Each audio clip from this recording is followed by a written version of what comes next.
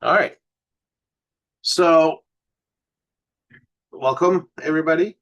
Um, so this session, I want to go over Nina, but more so focus on the target scheduler. So the target scheduler, it's a plugin in Nina that, I mean, it is exactly what it sounds. You give it all the targets you want to use, um, and it automatically figures out when to image them throughout the night, when to switch targets, when to take flats, and all that. So it's a very powerful tool, and it really lets you take advantage of the entire night, um, to know exactly when to switch targets and so on, and also takes into account the moon phases, how high the moon is, and all that. So once you have it all set up, you know you'll be able to image every second of the night by switching to a different target if that one's no longer available, by using different filters depending on what you have set up for moon avoidance and all that. Um, so first things first, you have to install the plugin. Uh, so here you go to the plugin page and you scroll down almost to the very end, and you want target scheduler, not target planning. Uh, Target planning just lets you look at when targets are going to be available that you want, but the scheduler is the actual tool that we want. All right, so once you have that installed, you come here and it's a new install plugins, and it should look something like this. Um, so you see there will be 4 different tabs available for you: target management, schedule preview, reporting, and acquired images. This is your first time using it. These will probably be blank because you haven't taken any images with it yet. Um, so there's no point, don't worry about these for now. So we want to start with target management. So you expand that one, and you'll see you have 2 different tabs here. You have projects and you have exposure templates. Um, so projects is where you actually add the targets, right? So you can add different targets under different projects, um, with different levels of priority, right? So you can say, hey, this is a low priority target.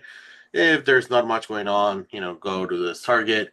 These are some higher priority ones, and so on. And you can give them different settings. And then you got exposure templates with those are the actual exposure settings that you want to use. So once in, we'll go through this live, and I'll set up an exposure template in a project. But basically, once you set up your templates, you can use the same templates in multiple projects, right? So ideally, you only set your templates once. So I find it easier to start with the templates, so that's what I'm going to do. So when you hit on profile, these are your Nina profiles, right? So if you go to imaging, options, profiles, I only have one profile, but you may have multiple profiles if you use it with different cameras, different telescopes, whatnot. Um, so that's what these are. So you could have considerably different exposure templates and different targets depending on what Nina profile you're on. So it's smart enough to be able to separate them. All right, so we click on the profile. You see there's nothing here. So the first thing I'll do is I'll click that plus button and add. And so now it's my my template, right? So now I get to start picking out what I want. So I'm going to edit it, clicking this pencil over here. Right, you see now that it changes, and I can't click on any other setting here in target management until I either uh, exit out or I change the settings and save it. So I'm going to rename this template. I'm going to call it L 10 minutes. And that means that I'm going to use the luminance filter for this one. So, right, if I click my filters, I see all my available filters here. So I'm going to stick with luminance. default exposure, I want a 10-minute exposure, so this is going to be 600 seconds. For my gain, so it's when you see it says camera in parentheses, that means you use whatever the default camera one is. I don't want to set it like that in case I change it for some reason, the camera, and then forget about it, and then it's all messed up. So I'm going to say 125. So for my camera, that is the low gain mode, low noise gains. It's at 125. And offset for my camera is about 22. Binning, I'm going to keep it 1:1. The readout noise, that's low noise. I never changed that. And so now you get to pick the accessible twilight, meaning like when do I start and end, right? So do I want civil, nautical, astronomical, or nighttime? For my luminance filter, I will choose astronomical. Offset is exactly what it sounds like, right? So maybe I want astronomical, but I want it 5 minutes after astronomical, right? In that case, I forget if this is seconds or minutes, but something very useful is if you click this button right here, it will bring you to the documentation, right? And you see it brings you exactly to the exposure template. So if we scroll down to twilight offset, that's an integer, so in minutes, right? Let's go back to you now. So if I wanted this to start 10 minutes after astronomical twilight, I would put in 10, but I don't want an offset. I want 0. And dither after every, so you can sit here if you want this to dither every whatever frames, right? Or you can either set it here or you see it as default to project. So when we set up the project, we can also set the dither the project, which is what I like to do because then I can also set the change filter and make them work in tandem. So I'm going to leave this as project, and then maximum humidity. So I go back here. I forget. I think 0 just doesn't take that into account. I think we could leave it at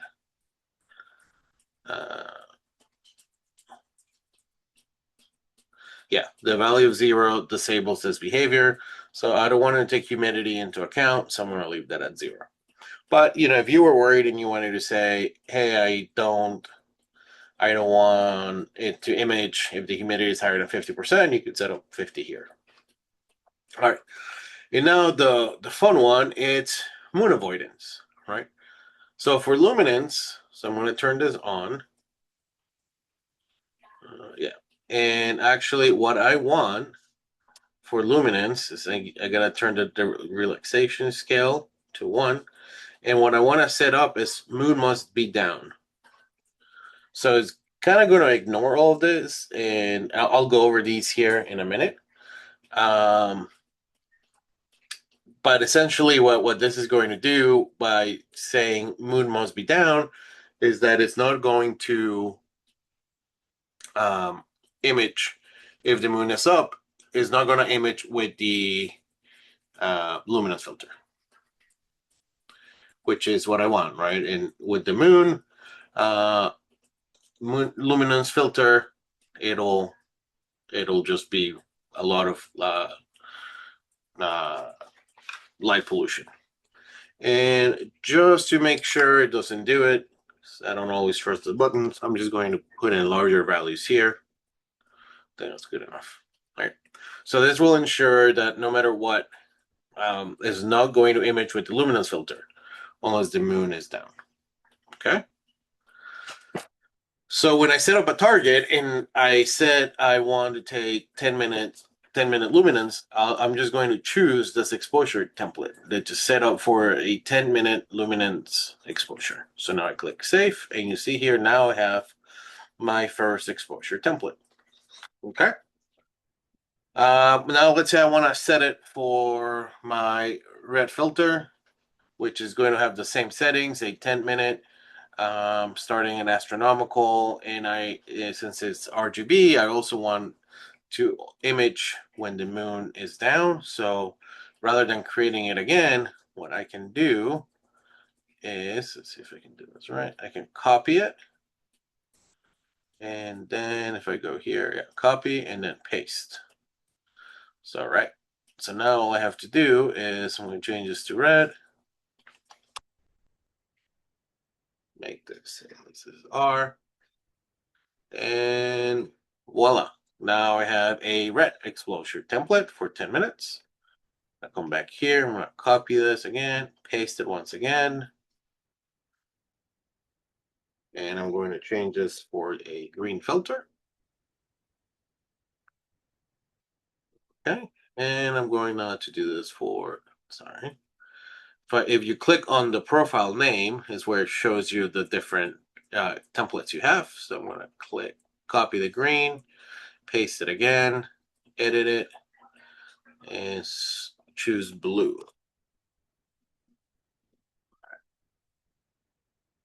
So now I have LRGB for 10-minute exposures. And I'm not going to make you watch me, but right, I could set these up for 50 minutes and 5 minutes accordingly, or whatever other time you want, right? If you want to take 60 seconds, whatever you want. So now what I'm going to do is I'm going to copy the red. I'm going to go back here and copy the red. Copy. And I do want the red, but I'm going to set this up for when I image in narrowband, but I want RGB stars. So I'm going to call this R for stars. And instead of 600 seconds, I'm going to make this 30 seconds. So I'm just going to take short exposures just to get the star colors.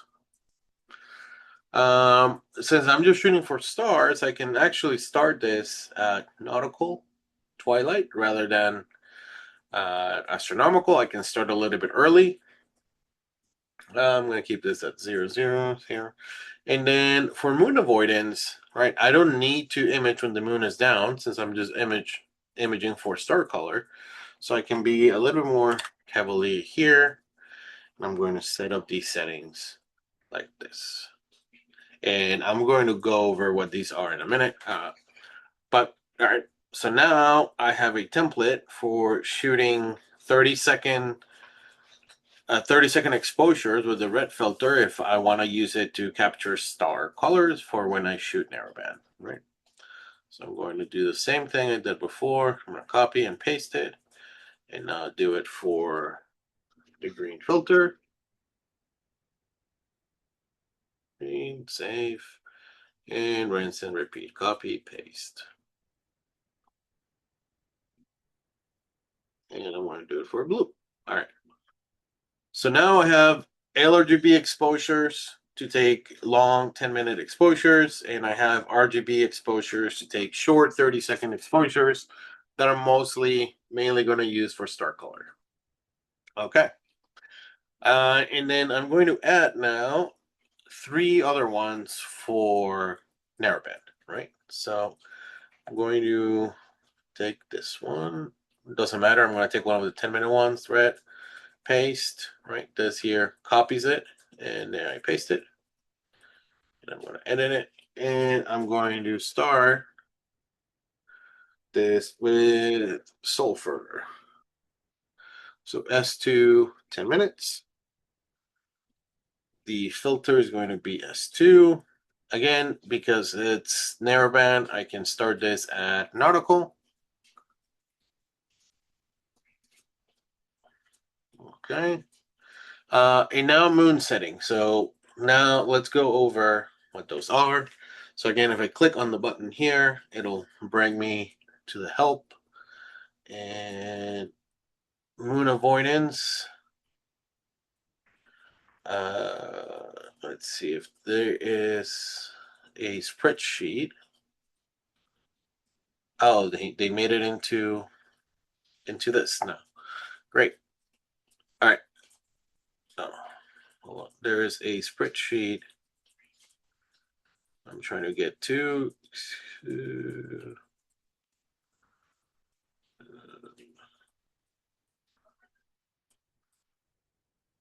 How do I get to the tool? All right. Let's see here.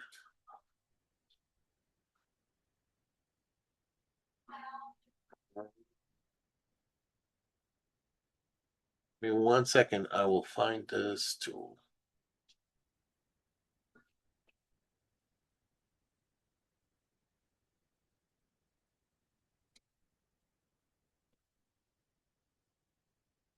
Oh, dang that it's here.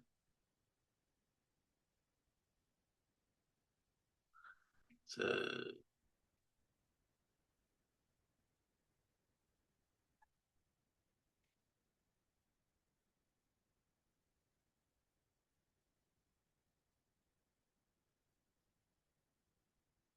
oh, there. All right. Let me. There was a link here that would bring you to a spreadsheet. Probably have it downloaded. Give me 1 second.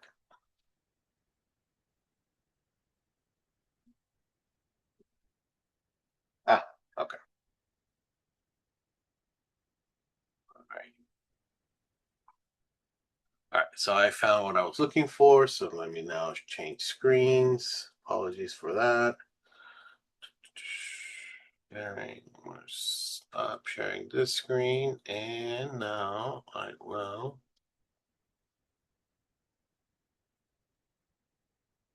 share the spreadsheet. All right.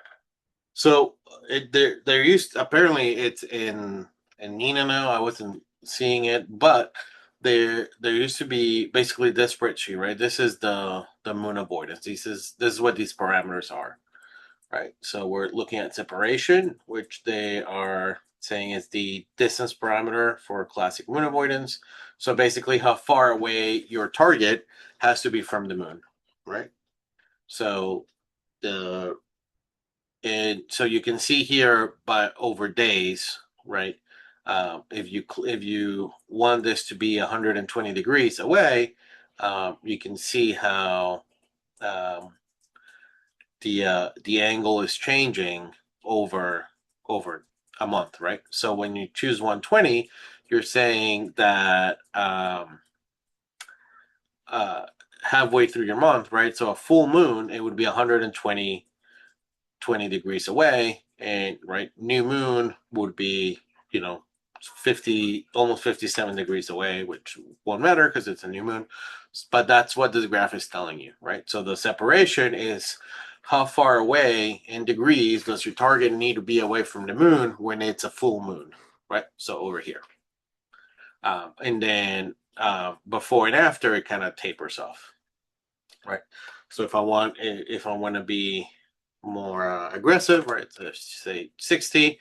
The shape didn't change, but it did change the value here on the y-axis, right? So now you can see at full moon, I would be 60 degrees away from the moon, and right, a new moon, I will be at 28 degrees away, which again won't matter. Um, okay, and then the width. Um, So it's the number of days before and after full moon for the required separation of fall to half, right? So we're saying that if a new moon has to be 60 degrees, we're saying that at 14 days, this would be 30 degrees, right? Just what's here, right? So again, to make this 7, you see the curve change drastically, right? And so now we had 60 at full moon, and 7 days later, so at 8 days, it would be at 30, right? So somewhere here. The altitude is right. Well, like, when do I start taking this into account, right? So I'm saying whenever the moon is minus 5 degrees below the horizon, above the horizon. You can change this so you can see it. It's only for the relaxation, really. It's not really changing the classic. And then there's the relaxation, right? So you can apply some relaxation if you, I'll go back to it, but if you remember in Nina, we had the option to stay with the classic or do some relaxation, which then this is the curve that would apply, right? So for relaxation, you see that the altitude, right? An altitude value to see the impact when the moon is below the horizon, right? So if you wanted to take that into account, you could with the relaxation. You see it's not as aggressive as the classic. The classic is really at 120. So with the aggressive, if you apply relaxation, it's a little less aggressive, right? And then you have the relaxation scale, um, basically how much you're shifting this curve down. Right, so if I do 0, that doesn't do any shift. If I do 1, shift it down by 10 degrees. 2, we do 20 degrees, so on. And then minimum and maximum altitude, at which you would apply this relaxation, right? So it's saying if you're below 15, you would apply this, or if you're above 5. All right. So you can find this spreadsheet somewhere on the links. I'll see if I can find it and post the link. Or supposedly it's in the plugin right now, even though I didn't see it. But in any case, there are ways to. If I can't find the link, I will just post this on groups.io. But you can play with this to get the parameters that you like, that you feel comfortable for imaging, for setting your moon avoidance. So let me go back to Nina. So I'm going to now share. And yeah. All right. So let's go back to where we were. Right. So that's what these parameters are.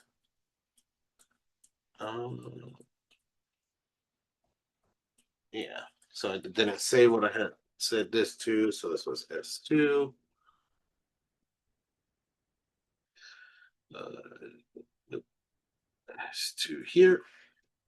And so what I typically do um, for S2 filters is I don't do moon mostly be down. I do 75 separation and a classic width of 8.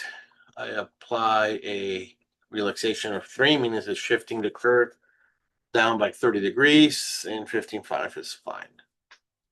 So this is what I do for sulfur and set, right? So this allows me now, on a full moon, as long as my target is some, 75 degrees, actually less because of the relaxation scale, away from the moon, I will be imaging that target. And I found out that these are some pretty good settings. I don't get too much light pollution with the moon with the S2 filter. Um, Now I'm going to copy this and paste it, and I'll make this my hydrogen filter. So it's going to be HA. And for this one, I'm going to make it 65 instead of 75. And I'm going to leave everything else the same. And then finally, last exposure planet 1 will be copy and paste the O3.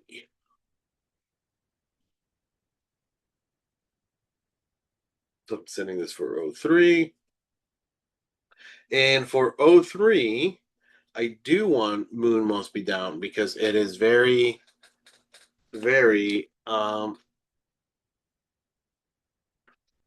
delicate, and the moon could actually have a big impact. So I will set moon must be down for 03. Okay. And again, and you can create as many exposure plans as you want. If you want to take 2-minute exposures, you want a 5-minute exposure plan, all that you created here. Okay. So that's just setting, basically giving you options. So when you select the target, you can then tell it what exposures you want and for how long, and you're just going to pick one of these templates, right? Or multiple of these templates per target for what you want. Right. So, recommend start putting in whatever you think you typically use, but then, right, if you need to create more, you can always create more. So, don't feel like you need to think of everything right away. Before we move on to the projects, where the fun part is, I'll mention flats. Right. So when we select the project, it's going to also give you the option to automatically take flats, especially if you have a flat panel. But if you are going to take that and you do have a flat panel, the first thing you got to do, you got to make sure you've trained your flat panel. So how do you train your flat panel? I will show you first. Let's connect the camera and filter, and we go to flat panel. Oh, if I turned it on. Okay. So now it's all connected. You see right now on the flat panel tab, there is nothing set up here, right? Meaning that I don't have any trained flats. So the way you train it is you just take flats. So if I go to the flat wizard, you only need to do one if you're training it. I want dynamic brightness because I want my flat to be 1 second. Right. I'm gonna start with luminance. Doesn't matter. You would do this for every filter, right? So minimum brightness 1 because 0 means it's off. Maximum. I probably don't need to go to the full brightness level, so I'm going to set maybe 1000. Hopefully that works. And for mean, I'm going to set 35%, and I'm going to say go. Right. So as soon as I do that, you see, okay, it turned the brightness on. It's setting it to 500, so half of what I picked here. And well, that was too bright because the histogram mean was 65,000. And we're shooting for a value between this. So it lowers the brightness now to 64.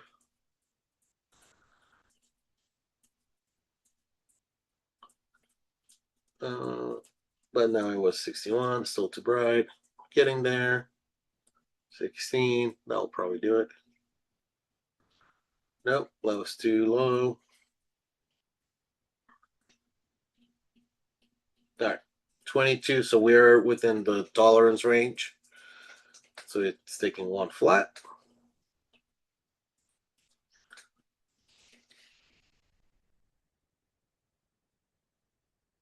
Something to cover for some reason. It's like, all right, so now if I go back to equipment flat panel, you will see that now I have an entry here. I have luminance, a gain of 125, an offset of 20, because that's what was set on my camera, right? Flat panel. And it found out that if I want a 1 second flat, I need a brightness of 24.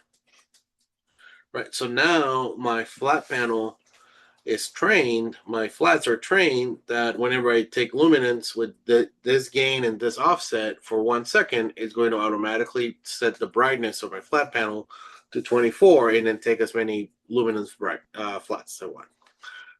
So if you want to take advantage of the automatic flats, you have to go through this training for all your filters. So again, this is something you do just once, you do it once and you forget about it, and then it just works. Okay. Like that, and disconnect the flat panel. All right. So now that we have exposure templates and train flats, we can now get to the fun part of creating a project and actually add a target. So the first thing I'm going to do is, right, if I click on my profile, right, I have no projects because it's my first time doing it here. So I'm going to set hit the plus, and now I have a project. Um, in let's call this. Now we edit it, project, and we'll come back to the name. So description, you don't have to worry about that if you don't want to. And then right, you get to pick what state it is. Draft, right? Because you can have multiple projects. You don't necessarily want it to be um, going over all your projects, so you get to pick what state it's in, right? It, it will only image the targets inside a project if the project is active. Um, right? Close means you're done with the project. Inactive, maybe you're taking a break from it. For now, we're going to leave it in the draft stage because we're working on it. Again, priority, pretty self-explanatory, low, normal, high. So if you have multiple targets, right, maybe you want to give some a high priority, some a normal priority, low priority, right? Like for example, I sometimes I'll pick like a global cluster that I don't care much about, but I pick it as a low priority. That way, if it really doesn't find anything else to shoot and it has like an hour window to kill before the next target, it'll just switch over to your low priority target and take a couple images. The minimum time, right? So ideally, you're going to be doing multiple targets in one night. This is the minimum time you will spend on a target, right? So on a project rather, because a project can have multiple targets.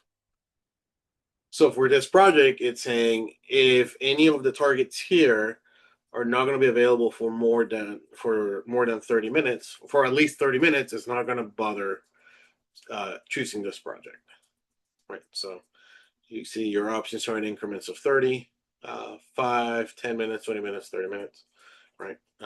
So it's this is really personal preference, right? Remember, every time it switches um, to a target, it it has to plate solve for the target, ideally refocus and all that. So all that takes time. So you don't want to be switching all the time. And again, you can have multiple targets in a project.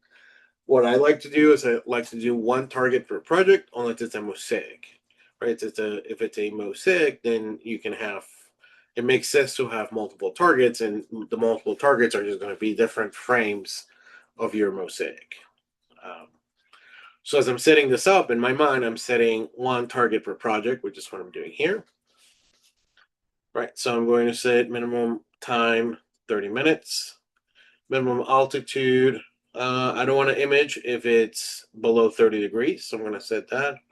Um, Maximum altitude, right? If you have some obstructions or your setup is such that after, let's say, 75 degrees of altitude, it may cause some issues with your mount or something, you can pick what you want.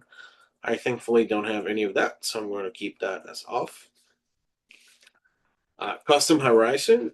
If you have a custom horizon for your house, let's say if you're imaging from home, if you've taken the time to figure out the minimum altitude at each azimuth, you're right, and you have it loaded in Tanina, you can set this on and it'll know not to image below your horizon. Um, So I'm going to keep this as on because I do have one for my house. Horizon offset, right? Maybe you're off by like a couple degrees, so you want to add to stop like 5 degrees before it hits that horizon line because maybe it's a tree and it has some branches that are moving, right? Or whatever you want. I'm going to keep it at 0. Meridian window. Um, so this is, I believe if you hover, it tells you. Yeah. Um, right. So basically stops. It's telling you to stop so many minutes before the meridian. right? So again, maybe because of your mount or something, you don't want it to actually hit the meridian. You want it to stop 5 to 10 minutes before. Then, then it'll do the flip and it'll wait another 5 to 10 minutes before it starts imaging. So if you like those settings, this is where you tell it to do that. I keep it at 0. I have no issues going up to the meridian. All right. Now the filter switch frequency. So I'm going to save this for now. If you remember when we were setting the the exposure templates, we had dither after every whatever images, and we decided to leave it up to the project, right? I'm not going to tell you how to dither here. I'm going to let the project do it. Okay. So the reason I did that, it's because I want to, and if you're shooting with a one-shot color camera, it doesn't matter. But since this is mono, I'm going to do this in tandem, this filter switch frequency and dither after every so many frames.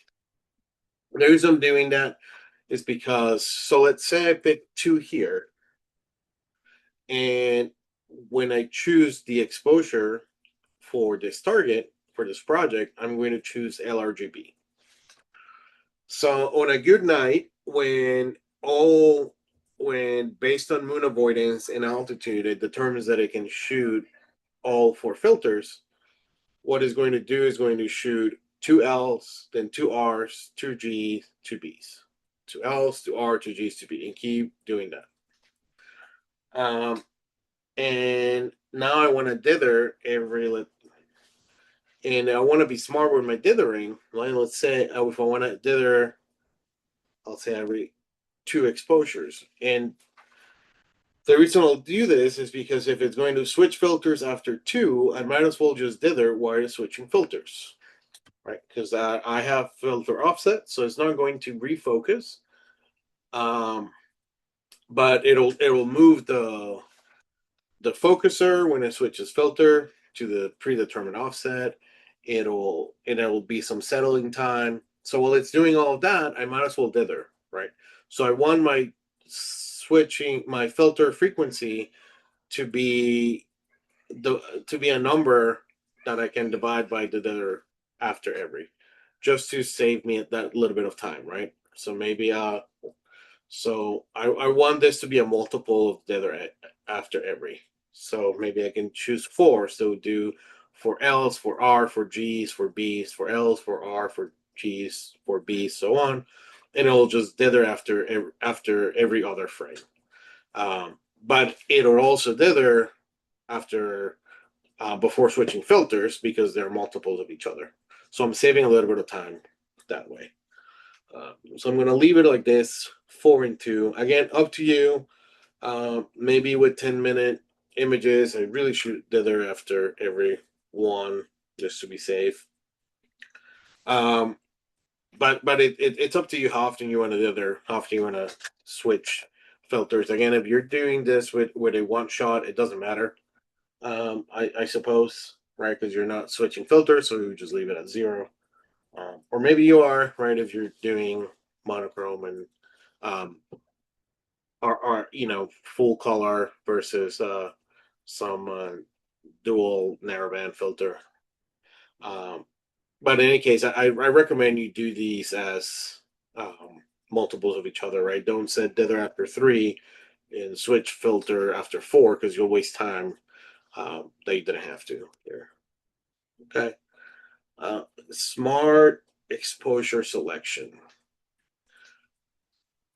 So again, this is, you want this to on because what this is going to do is that it's going to determine what the next filter, right, the next exposure template needs to be based on your moon avoiding settings, right? If you're not doing any moon avoidance, it doesn't matter. But since we set it up to be, we're going to set this to on. The image grader, we're going to set that to on as well. The image grader, I haven't talked about this, but this is one of the big things. The nice things about target scheduler is you'll tell it, for example, take 100 images for this target, right? It'll take 100 images, but right? Normally, you would have to go through and make sure that those 100 are not, you didn't get any clouds in them, that they are actually in focus and whatnot. When you enable grading, and when we set a target, it'll show you what the grading options are. It'll grade the image, right? So it'll determine, based on the median value of the image, based on the um, the star shape, based on the um, half HFR, the full width half maximum, right? So it'll do all that grading to figure out what images actually are worth keeping, and then it'll take additional images if it rejects some, right? So let's say you give it 100 and it does the grading and it rejects 40 of them. It's going to take then another 40 to make sure you have 100 images that pass the grading. So that's why I like keeping it on. And then flats handling, right? So it's also smart enough if we click, if we select it to do flats, it will take flats based on the filters we've used. So what this is doing, 1, 2, 3, 4, 5, 7, 10, 14. It's to take flats. So if I say 1 is going to take a flat every night. If I click 5 is going to take flats every 5 nights. Which if you're in a observatory, or you don't move your telescope, you don't necessarily need to take flats every night. So you could have it'll with 5, it won't go more than 5 nights without taking a new set of flat, for example. You can have it just take flats once at the very end when it finishes the target, or you can have it take flats after every target. I personally do this after every target in one night because my targets all have rotation. So if I am shooting 3 different targets in one night, I could possibly be doing 3 different rotations. So every time I'm moving my imaging train, I should take flats. So what you use with immediate, what it's going to do is it's going to take one target, take the flats for that target, and then move on to the next target. Which I'm at home, so it doesn't matter, right? If you're in a remote observatory, if you're gonna choose this, you just got to make sure that the type of flat panel you have are the ones that don't have any light leaks, like the deep sky DATs, for example. So I have those, so it doesn't matter for me. I won't bother anyone around me by taking flats in the middle of the night because it doesn't leak. Um, so again, if you want to take flats after every project every night, and choose to use with immediate. Otherwise, just pick whatever option you want. Or if you don't want target schedule to handle your flats, maybe you just this only works if you have the train flats, by the way. So if you take sky flats, it won't work. So you want this off, or if you want to just do the flats yourself, keep it off. But I will keep it with use with immediate. Okay. And here is the scoring engine. So you can play around with this. I typically don't. These are the defaults. I kind of leave it like that unless I really want to finish target. But this is the weight on how to pick a project. Right. So you can see it has a meridian flip penalty, meridian window, completion. Right. We skip the mosaic. Right. If I click on, it'll know that's a mosaic. It so um, it has different weights, right, to know what target to switch to, right? So every project rather will have a different weight, and so based on the weighting that you set for each project, it'll calculate that weight, and that's how it chooses what project to go to. So based on the weight and based on your mood avoidance, right, for your exposures, it'll pick which one is switching to. So that's it for this one. I'm gonna call this Andromeda for some reason. All right.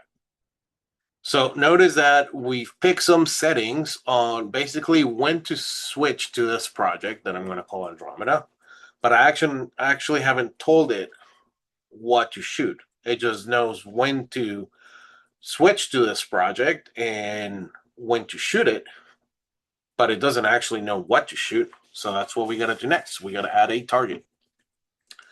Um, I find it easier to first determine what you want to shoot in the framing tab. Um, for image source, I recommend the offline sky map. You would have to download some stuff and set it up, but that way it loads pretty fast. So I'm gonna keep that and call this, since I named it my project Andromeda, do M31, and I will load my image. All right, so there's Andromeda. I can choose whatever rotation I want. Maybe I want something like that. Or that. Expect that. All right. So I have my rotation and how I want it center. Great. And then I just leave it. I don't touch it. I go back to plugins. Andromeda, right? If I click on it, I don't want to click the edit because if I edit this, it's going to edit these settings. What I want to do is I want to come here and this plus button, right? See, it says add target. Now we can do add target. And then I edit this. So my target will be M31 Galaxy. Or I do it the other way. Galaxy M31. And I want to import a target. So I click here, the import coordinates. And you see it gives you an option. You can import it from your sequence target, Flumic Planetarium. So if you have a planetarium on your computer set up, like Stellarium, you can import it from here.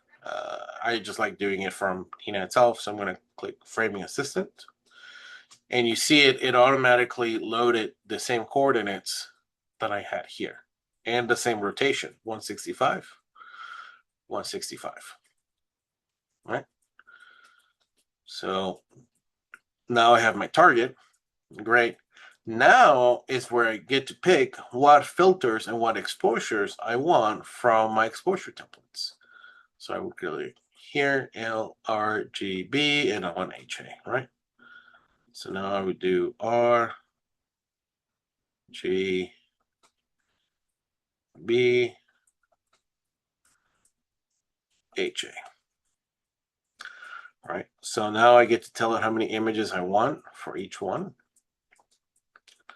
I want, let's say I want 200,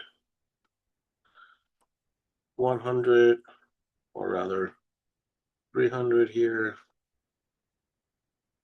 400, 100, 100, and maybe 150.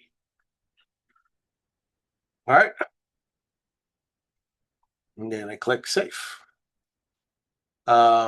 And I want enabled to be on. And there's one last setting. Where did I miss it?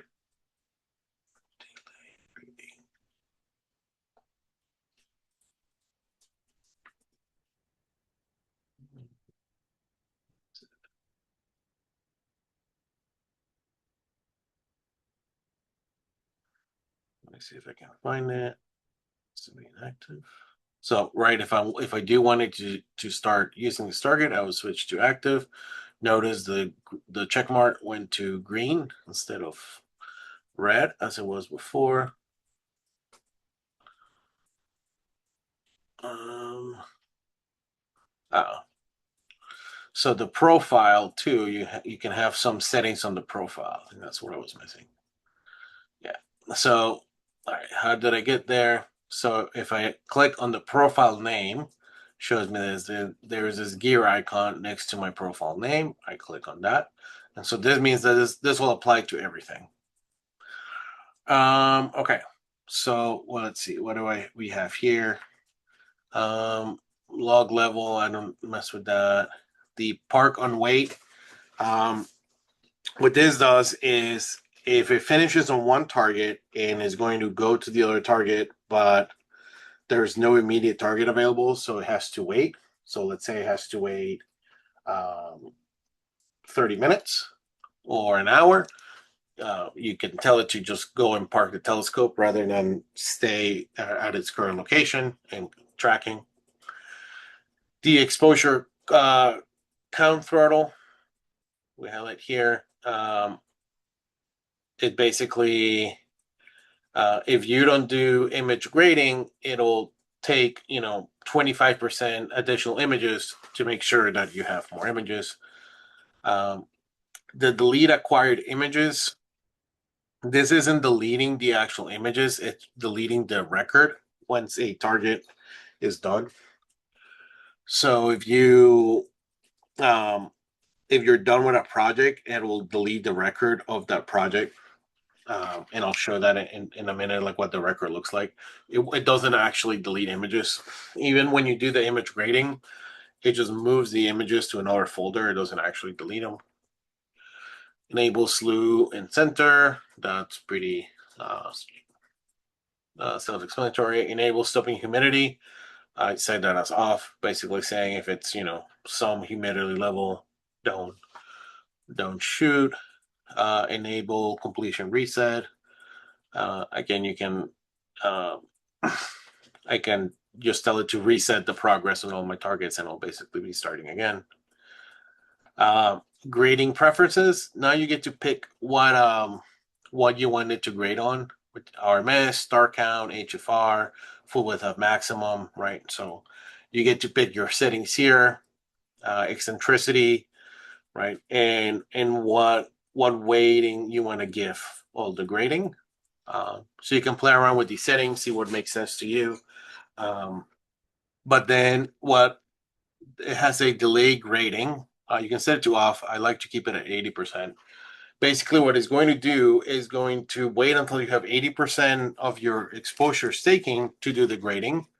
So that way you can get an accurate sigma for all these different preferences, right? So the sigma for the stars will be based on multiple nights, just not one night, right? You don't want it grading every night, so I can get an accurate sigma of all your images. So you set it to grade after 80%. You're right. So if you're taking 100 images, after you've taken 80, it'll do an initial grading, and then it'll reject some more images, which will set your completion level back, right? And then it'll just keep grading until 80, or if you're past 80, it'll just keep grading until you get to 100%. The synchronization preferences, that's if you have two tandem telescopes and you're synchronizing between two different NINA sessions. So I've never done that, but if you're doing that, this is where you could set it so it knows which one to listen to. API, if you want to set an API, you can set it here. And since this is developer, so I don't even look at it. And then I click save on the profile. And now it's all set. So now I have this set up. This is red. I want to set this to active. Yeah. Right. I think it's right because it hasn't started. So now I'm all set up, and now I can actually drop this into the sequencer, and it'll take the images for Andromeda based on this project, right? And I can add more targets here, right? I could add another project with a different target, and then it'll have more to choose from. So how do you actually incorporate this into your sequencer? It actually makes your sequence really simple. I know you're looking at mine, and doesn't seem simple, but this first couple lines have nothing to do with it. This is just me, right? If I start my session at 6 p.m., let's say because I'm going out, it's just going to cool the camera and stages, hit nautical dusk, wait, switch the filters, turn off lights, so on, and do some more waiting. The imaging loop, right? You still want a couple of your triggers outside, like the meridian flip trigger, autofocus after HFR increase, center after drift, right? None of that is changing. But then in your loop conditions, notice that I'm looping, and this is the target scheduler condition, right? I'm looping while targets remain tonight, right? So basically, if there's something to image, it's going to image it that night. And then in your instructions, all you do, the only instruction you need in your imaging instruction is your target scheduler container. So you take this one and you drop it in, and that's it. Right. And this will be empty until I start the sequence. Once I start the sequence, it'll load the whatever first target I need to load. I'm not going to do that now because I'm inside and it'll just be a bunch of errors. But yeah, you won't see a target until you hit play, basically. Then you have these custom containers. You really don't have to add anything here. A couple of things I do have because I take flats after every target because I'm rotating. So I did a before wait instructions. All right, see, I don't have any triggers here. And actually the instructions tell you any trigger, make sure you add it outside of the container. But I do have a while waiting instructions. I park the telescope and I close my flat panel just so I don't get it any dirtier than it needs to be, the telescope. I don't have after wait instructions on park and open. I don't even think you need this. I think it'll automatically do this. Before new target, open the flat panel, just rebalance it here. Autofocus before I go to a new target, and then start guiding. I think it'll do the guiding automatically anyways, but I have it. After each exposure, I don't have anything. After new target, nothing. After each target, I tell it stop guiding and take 40 flats. Right? And then after target complete, nothing. Right. So notice that I didn't set anything here on filters or anything because all that's set up here in my project and in my exposure template. So when I come to my sequencer, all I have to do is just drop in this container, give it some instructions. If you want, you may not even need to do that, and then you're all set. If you didn't want to take flats after every target, but maybe at the end of the day, at the end of the night, you could do target scheduler flats. And I'll drop it here. Repeat flat sets. It's if you have it to take flats every night or every 5 days is going to make sure it's going to just say, hey, do I have that flat? Yes or no. And then the flat count, and that's all you need to do. It'll automatically figure out what flats it needs to take based on what you shot and how and the last time you took flats, depending on your settings. Everything else is just your regular sequence, how you may have it, right? What you have at the end of the night, and so on. But really, the actual imaging taking is just this one, so it significantly simplifies your sequencer by having that. And just to give you an example, I'm going to share another one of my other computers that actually has some targets that have some progress. So you see here I have multiple targets on this one. So if I click on the bubble, right, it's taking 222 images. It hasn't graded them yet, so that's why none of them are accepted. On the sulfur, on the oxygen, it took 219 images, it graded them and it accepted 210. And I told it to take that I wanted 210. So it accepts. So I'm done, right? My percent complete is 100%. I go to the Cocoon. I haven't actually hasn't started this one. Crescent. This is one I already finished. I got impatient and I said, okay, I'm done. I'm not waiting. So that's why it's red here. Dumbbell hasn't taken anything. Tulip, that's another one, right? It's showing you uh, I want 240 and I've taken 183 sulfur, 154 of the oxygen. I haven't hit the 80% required to grade yet.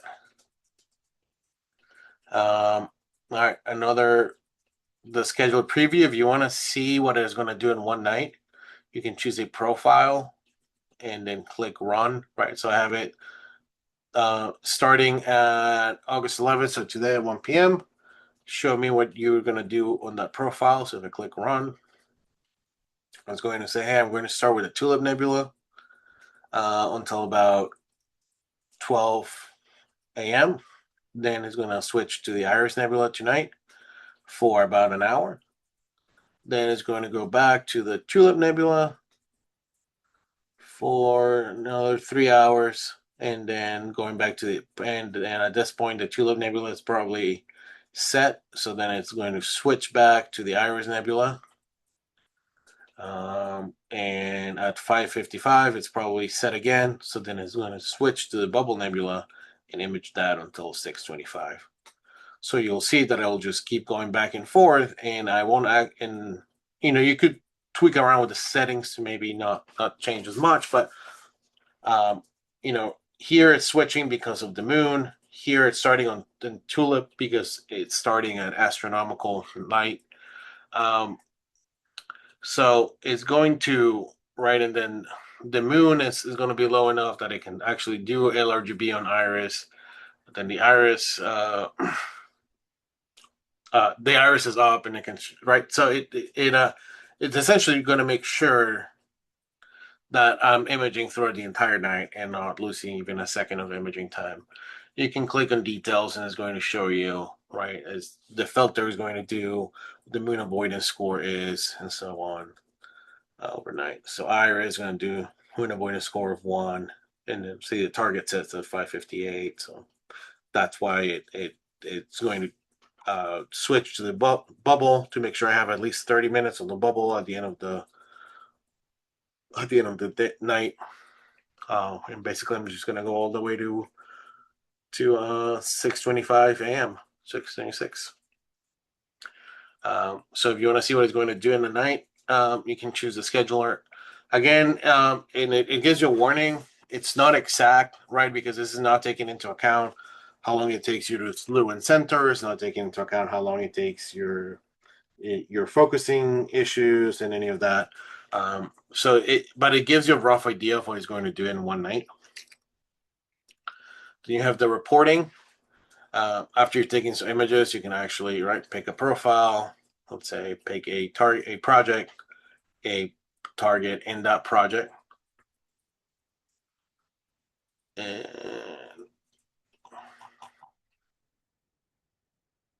it'll just show you all the images you can quickly. Or if you click, this loads, right? If I go to acquired, right, I'm not going to touch these settings, but pretty straightforward.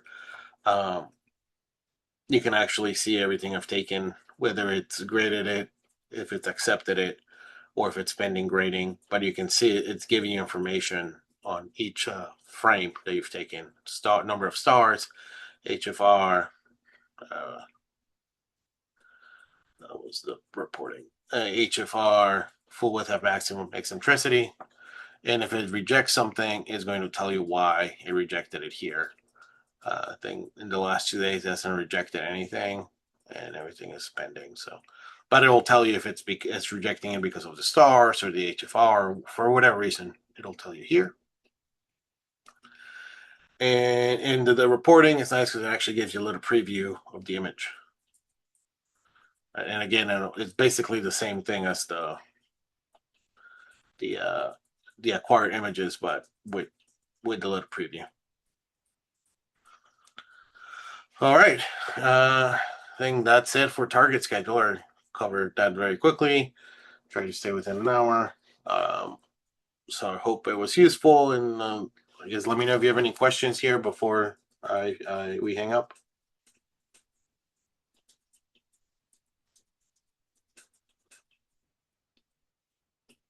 I will take your silence as no questions. So I hope you guys enjoyed it and it was useful, and you can set up your sequences. All right. Thanks, everybody.